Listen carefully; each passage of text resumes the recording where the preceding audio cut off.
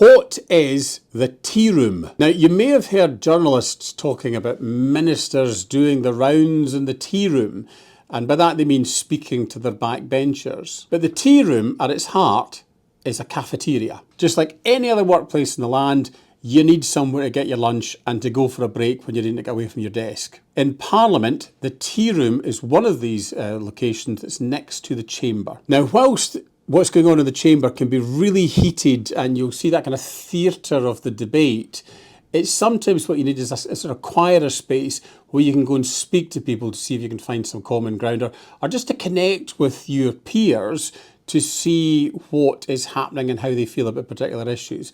One of the places we can do that in Parliament is the tea room. The tea room is just round the corner from the main chamber, so you can get to it in about 30 seconds. And Parliament has an ebb and flow to it throughout the day, so there's moments where everyone has to be in the chamber, and there's moments that are quieter.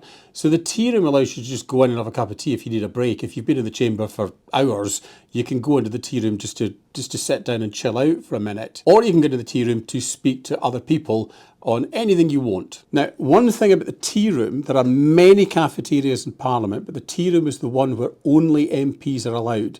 Now, crucially, that means no journalists are in there, no staff members are in there, no one other than the MPs. And that's important because you know that you can have a real robust conversation, which is in private, and you don't have to watch what you're saying, so you can have a real good, honest conversation with people.